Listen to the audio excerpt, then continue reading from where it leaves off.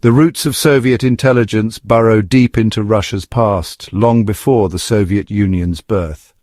In 1825, Tsar Nicholas I, a man who valued order above all else, created the Third Department. This organization, shrouded in secrecy, became the Tsar's weapon against dissent. It was Russia's first foray into organized political policing, a sinister foreshadowing of what was to come. Fast forward to 1917, the year the Romanov dynasty crumbled under the weight of revolution. From the ashes of the Tsarist regime rose the Bolsheviks, led by the steely-eyed Vladimir Lenin. They inherited a vast empire on the brink of chaos, but understood the importance of information control. Lenin, a ruthless pragmatist, knew that to consolidate power he needed an organization as efficient as it was ruthless. This need birthed the Cheka, an organization that would become synonymous with terror. It was December 1917, mere weeks after the Bolsheviks seized control, when the All-Russian Extraordinary Commission for Combating Counter-Revolution and Sabotage, or Cheka for short, came into existence. Felix Dzerzhinsky, a Polish revolutionary of almost fanatical zeal, was put in charge. This marked the beginning of an era where fear became a tool of governance.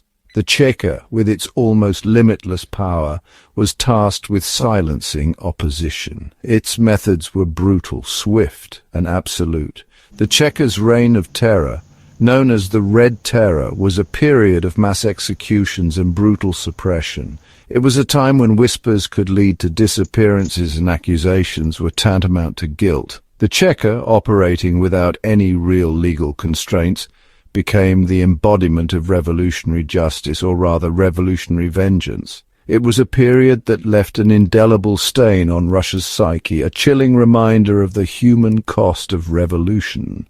The Cheka's early years were a bloody baptism, setting the stage for the Soviet intelligence apparatus's evolution into an even more formidable force. The Cheka's initial mandate was to combat counter-revolution and sabotage, threats that were all too real in the chaotic aftermath of the Bolshevik takeover. Russia was embroiled in a civil war, its economy in tatters. The Cheka was tasked with rooting out any and all opposition, whether real or perceived. Its reach extended into every facet of Soviet life, from factories to farms, schools to theaters. No one was immune from suspicion, and even the slightest hint of dissent could be met with swift and brutal retribution. The Cheka's methods were often as cruel as they were effective. Summary executions, torture, and mass deportations became commonplace. The Red Terror, unleashed by the Cheka in 1918, remains a dark chapter in human history. Fueled by paranoia and a desire to consolidate power, the Bolsheviks, through the Cheka, targeted anyone perceived as a threat. Former Tsarist officials, landowners, intellectuals, even clergy were all deemed enemies of the revolution. The Cheka's reach was pervasive. It established a network of informants that extended into every corner of Soviet society. Neighbors informed on neighbors, colleagues on colleagues, even family members on each other. Fear became a way of life, a tool of control. The Cheka's tactics were brutal and indiscriminate. Suspects were often tortured into confessing to crimes they didn't commit. Mass executions were carried out with chilling efficiency. The scale of the killing was staggering. Estimates of the death toll during the Red Terror vary widely, ranging from tens of thousands to over 1 million. Whatever the true number, the impact of this period of state-sanctioned violence on Russian society was profound and long-lasting. The Cheka, in its quest to safeguard the revolution, had become the very thing it sought to destroy, a tyrannical force that ruled through fear and oppression. The Red Terror was a period of intense paranoia and violence. The nascent Soviet state faced threats from within and outside. The civil war raged on, and foreign powers, alarmed by the Bolshevik Revolution, lent their support to the White Army. The Cheka was tasked with crushing any internal opposition, real or imagined. The Chekers' methods went beyond simple executions. They established a network of concentration camps, the precursors to the infamous gulags, where those deemed enemies of the state were sent to endure unimaginable suffering. These camps became synonymous with forced labor, disease, and death. The Chekers' brutality extended even to the families of those suspected of counter-revolutionary activities. Wives, children, and parents of those targeted by the Cheker were often arrested, deported, or even executed. This tactic of collective punishment served to spread fear and discourage any form of dissent. The Red Terror was not just a campaign of violence, but a calculated strategy of social engineering aimed at crushing any opposition and molding Soviet society in the image of its Bolshevik rulers.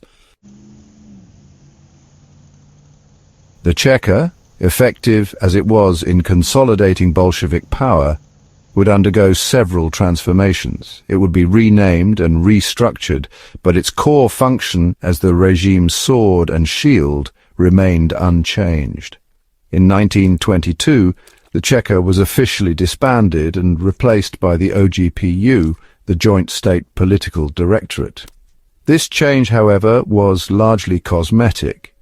The OGPU inherited the Chekers' mandate, personnel and methods. It continued to operate as a state security apparatus, responsible for internal security, border control, and intelligence gathering.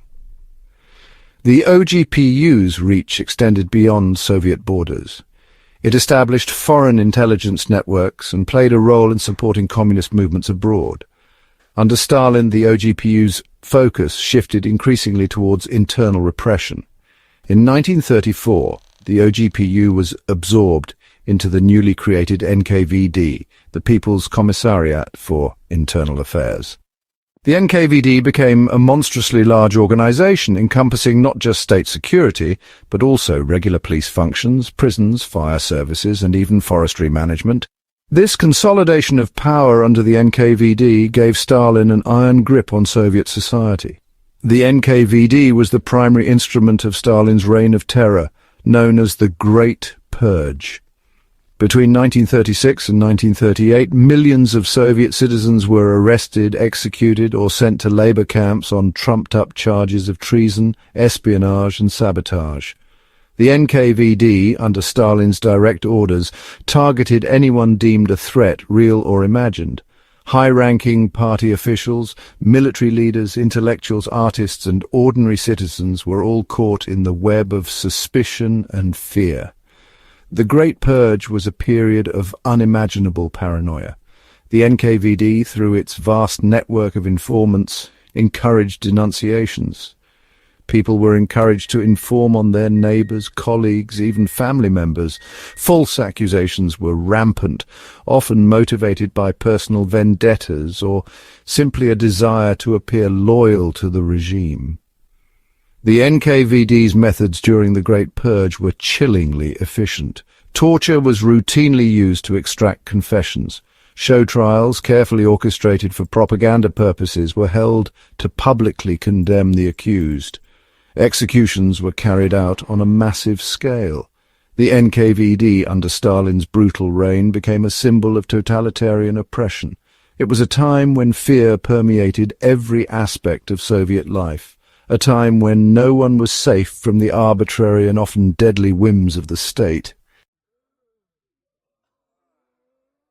The NKVD's reign of terror continued into World War II, but its role shifted with the German invasion in 1941. The organization was split, with the KGB, the People's Commissariat for State Security, taking over the state security functions. This period saw the NKVD heavily involved in espionage and counterintelligence, even as it continued to manage the Gulag system. The NKVD played a crucial role in suppressing any potential resistance in occupied territories. They also operated behind enemy lines, gathering intelligence and conducting sabotage operations. However, the NKVD's brutality and often counterproductive methods alienated many in the occupied territories, undermining Soviet efforts to win over the local populations. In 1946, both the NKGB and NKVD underwent another name change, becoming the MGB, the Ministry of State Security, and MVD, the Ministry of Internal Affairs, respectively. This game of bureaucratic musical chairs reflected the power struggles within the Soviet leadership. Despite these changes, the core functions and methods of these organizations remained largely unchanged. They continued to operate as instruments of state control, responsible for internal security, intelligence gathering, and the suppression of dissent. After Stalin's death in 1953, Lavrenti Beria, the head of the MGB, was arrested and executed. The MGB was once again reorganized and renamed, this time becoming the KGB, the Committee for State Security, in 1954. This marked the beginning of the KGB as we know it, the organization that would become synonymous with Cold War espionage and intrigue. The KGB, under the leadership of Alexander Shelepin, was tasked with restoring order and consolidating the new leadership's power in the wake of Stalin's death. The new Soviet leader, Nikita Khrushchev, while denouncing Stalin's excesses, was determined to maintain the Communist Party's grip on power. The KGB was his tool to ensure that control. The KGB's mandate was broad and far-reaching. It was responsible for foreign intelligence, counterintelligence, internal security, border control, and protecting the Soviet leadership. The KGB infiltrated every aspect of Soviet society. Its agents were everywhere, keeping a watchful eye on citizens, monitoring communications, and suppressing any hint of dissent. The KGB's reach extended far beyond Soviet borders, with its agents operating in countries around the world. The Cold War provided fertile ground for the KGB to flourish. Tasked with countering the West, particularly the United States and its allies, the KGB engaged in a global shadow war of espionage, disinformation, and covert operations. The KGB's early years were marked by a series of successes. They successfully infiltrated Western intelligence agencies, recruited valuable agents, and stole sensitive technological secrets. One of the KGB's most significant coups was the recruitment of the Cambridge Five, a group of highly placed British intelligence officials who spied for the Soviet Union for decades. These double agents provided the KGB with a trove of classified information, severely compromising Western intelligence operations. Another significant KGB achievement was the theft of nuclear secrets from the United States and the United Kingdom. This intelligence played a crucial role in accelerating the Soviet Union's development of its own atomic bomb, effectively ending the American monopoly on nuclear weapons and ushering in the era of mutually assured destruction. The KGB's activities were not limited to traditional espionage. They also engaged in active measures, a combination of propaganda, disinformation, and covert operations aimed at influencing world events in favor of the Soviet Union. These active measures included spreading false information, manipulating the media, supporting communist movements and governments, and discrediting Western governments and institutions. The KGB's rise to prominence coincided with the leadership of Yuri Andropov, who headed the organization from 1967 to 1982. Andropov, a shrewd and ruthless operator, transformed the KGB into a highly centralized and efficient organization. He focused on recruiting the best and brightest, expanding the KGB's technological capabilities and intensifying its intelligence gathering and active measures operations. Under Andropov's leadership, the KGB's influence within the Soviet system grew significantly. He became a close confidant of Leonid Brezhnev, the Soviet leader, and used his position to influence Soviet policy. Andropov's tenure as KGB chief cemented the organization's reputation as a formidable and feared force on the world stage. Section 6. Cracks in the facade. Seeds of doubt in the Soviet monolith. While the KGB projected an image of invincibility, cracks began to appear in the facade during the 1970s and 1980s. Despite its vast resources and reach, the KGB failed to anticipate or prevent several major crises that shook the Soviet Union to its core. The KGB's rigid ideology, its obsession with secrecy, and its culture of suspicion created an environment where dissent was stifled and critical thinking discouraged. This lack of internal debate and self-criticism blinded the KGB to the growing economic and social problems plaguing the Soviet Union. The KGB's focus on external threats and its preoccupation with maintaining the Communist Party's grip on power meant that it neglected the very real problems brewing within Soviet society. The KGB's intelligence gathering and analysis capabilities, while formidable on paper, proved inadequate in understanding the profound changes taking place both within the Soviet Union and in the wider world. They failed to anticipate the rise of solidarity in Poland, the growing discontent among the Soviet populace, and the full impact of the Afghan War, which had become the Soviet Union's Vietnam. Moreover, the KGB's culture of impunity and its close ties to the Communist Party elite bred corruption and a sense of being above the law. This corruption, coupled with the KGB's brutal methods and disregard for human rights, further alienated the Soviet people and eroded whatever legitimacy the regime still possessed. The KGB, once seen as the guardian of the Soviet state, had become a symbol of its decline and decay. Its failings, both intelligence and morale, would contribute significantly to the Soviet Union's eventual collapse. As the 1980s dawned, the Soviet Union found itself facing a multitude of challenges. The economy, burdened by a centralized planning system and rampant inefficiency, stagnated.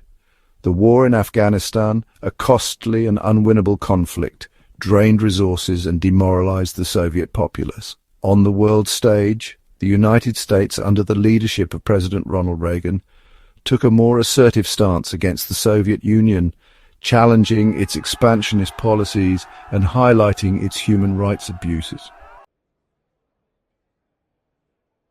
Section 7. The Fall of the Wall, the Coup, and the Soviet Swan Song. The arrival of Mikhail Gorbachev as the Soviet leader in 1985 ushered in an era of unprecedented change. Gorbachev, recognizing the dire state of the Soviet Union, initiated a series of reforms known as perestroika, or restructuring, and glasnost, or openness. These reforms aimed to revitalize the Soviet economy, introduce limited political freedoms, and reduce tensions with the West. Gorbachev's reforms, however, had unintended consequences. The relaxation of censorship and the introduction of limited political freedoms unleashed a torrent of criticism against the Communist Party and its policies. The KGB, accustomed to operating in the shadows and accustomed to suppressing dissent, found itself struggling to adapt to this new era of openness and accountability. The KGB's initial response to Gorbachev's reforms was one of resistance. They viewed perestroika and glasnost as threats to their power and the stability of the Soviet state. They attempted to undermine Gorbachev's reforms, spreading disinformation and using their influence within the Communist Party to slow down or derail the reform process. However, the tide of change proved too strong for the KGB to resist. Gorbachev, aware of the KGB's opposition, gradually sidelined the organization, removing hardliners from its ranks and curtailing its powers. The KGB's decline in influence mirrored that of the Communist Party itself. The fall of the Berlin Wall in 1989 and the subsequent collapse of communist regimes in Eastern Europe further weakened the KGB and exposed the organization's failures. The KGB had failed to anticipate these earth-shattering events, its once vaunted intelligence gathering and analysis capabilities proving woefully inadequate in the face of rapid political and social change. The KGB's final act of defiance came in August 1991, when a group of hardline communists, fearing for their power and the future of the Soviet Union, launched a coup against Gorbachev. The coup plotters, led by KGB chairman Vladimir Khrushchev, placed Gorbachev under house arrest and attempted to seize control of the government. Section 8 from KGB Ashes Intelligence in the Post-Soviet World. The coup, however, was poorly planned and executed. It faced widespread opposition from the Soviet people, who had grown weary of communist rule and yearned for change. The coup collapsed within days, discrediting the KGB and hastening the Soviet Union's demise. On December 25, 1991, the Soviet Union ceased to exist, replaced by 15 independent republics. The KGB, the once mighty arm of the Soviet state, was disbanded, its assets divided among the successor states. In Russia, the KGB's main successor organization is the Federal Security Service, or FSB. The FSB inherited many of the KGB's functions, including internal security, counterintelligence, and border control. However, the FSB operates in a very different environment than its Soviet predecessor. Russia, despite its authoritarian tendencies, is not a totalitarian state. The FSB, while powerful, is subject to at least some degree of legislative oversight and public scrutiny. The KGB's legacy, however, continues to cast a long shadow over Russia and its neighbors. The organization's methods, its culture of secrecy, and its disregard for human rights have left an indelible mark on the region's political landscape. The KGB's influence can be seen in the authoritarian tendencies of some post-Soviet governments, the persistence of corruption and cronyism, and the lack of transparency and accountability in many areas of public life. The KGB may be gone, but its ghost continues to haunt the corridors of power in the former Soviet Union. The lessons learned from the KGB's rise and fall, its successes and failures, remain relevant today, serving as a cautionary tale about the dangers of unchecked power, the importance of accountability, and the need for vigilance in safeguarding democratic values and institutions. The KGB's legacy is a complex and multifaceted one. It was an organization that was both feared and admired, reviled and respected. Its story is a reminder that even the most powerful and seemingly invincible institutions are not immune to the forces of history. Section 9.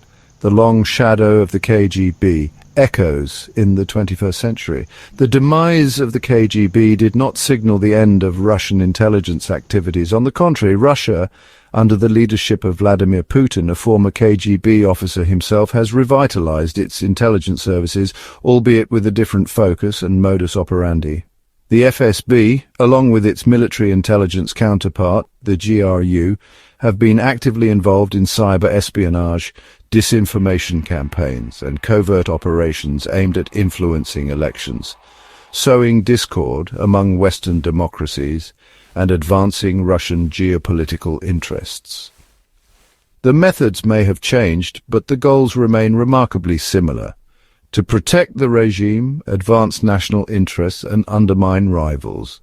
The KGB's legacy serves as a cautionary tale about the dangers of unchecked power, the corrosive effects of secrecy, and the importance of upholding democratic values and human rights. It reminds us that even in the 21st century, intelligence agencies, while essential for national security, must be subject to rigorous oversight, accountability, and respect for the rule of law. The ghost of the KGB may no longer haunt the halls of the Lubyanka, but its long shadow continues to fall across the geopolitical landscape, a reminder of the enduring allure and peril of espionage in the modern world.